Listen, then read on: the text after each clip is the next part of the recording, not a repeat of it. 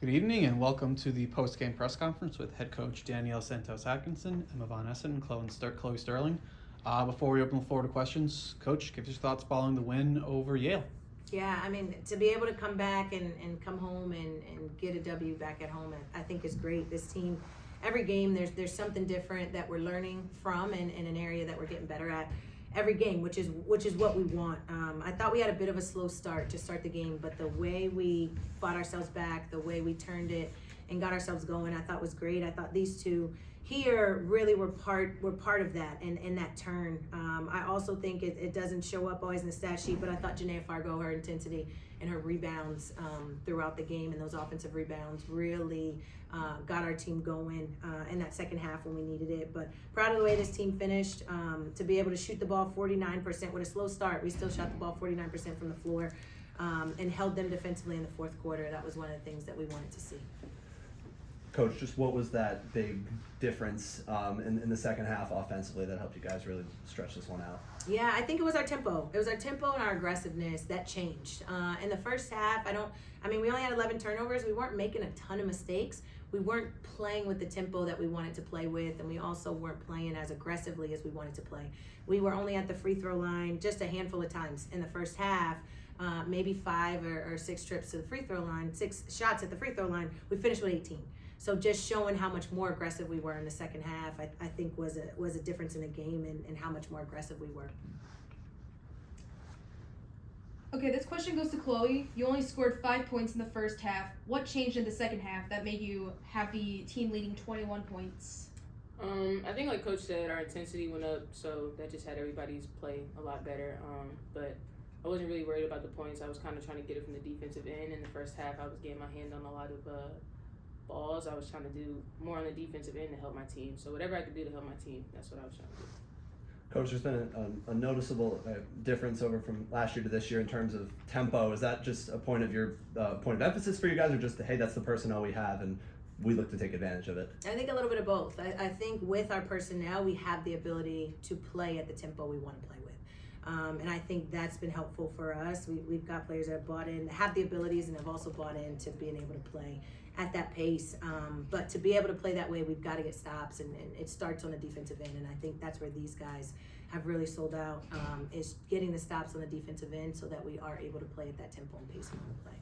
She's not here right now, but Lene Corbett, the freshman, has been putting up some pretty impressive numbers as a first year.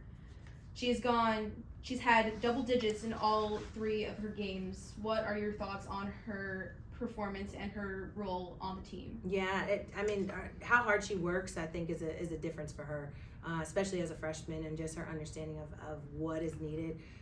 She gets herself to the free throw line. She crashes the board. She understands how to seal and work down there in the paint to create easier opportunities.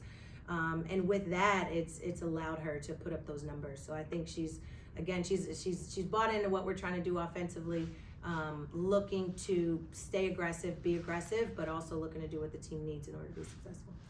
Emma, another efficient scoring night for you. How much of a difference, because you've been a big vocal point of the offense of the time that you've been here, how much of a difference has it made to have someone like Chloe who's able to get in the paint at seemingly any time she wants? How does that impact your game and the quality of shots that you're able to get? Yeah, there's a big difference. And also that tempo that she plays with too, we're more in transition, the defense isn't on me as much. But like they can't play me like they did last year because we have these other weapons. So it's been really good. Chloe, 6 assists, ties a career high. Just talk about what you were seeing out there tonight. I don't know. I was trying to cross the floor and push the ball, try to be the first one down the court because they were not the transition defense. I seen that sometimes there was 2 or 3 people still back. So sometimes, especially when I got the rebound, I was trying to push it, and I'm looking at Emma, I'm looking at Sabrina, I'm looking at whoever's outside. If I don't have a layup or if I was seeing my bigs down there. And Chloe, it's been a pretty good start to your time at Hofstra. Big games against Sacred Heart, NGIT, and now against Yale. How have you gelled with not just the coaching staff but the players, and where can you see this team go? Well, first I see us going to an NCAA. I see us going to March Madness and winning a CAA championship. But It started from when I came on my visit here. That's what got it. Was the coaches and the team that was here, the people that were here. Like I said, I enjoy coming to the gym every single day. So it really helps that I'm happy, I'm confident. My teammates help keep me confident, and I don't know. I'm just happy.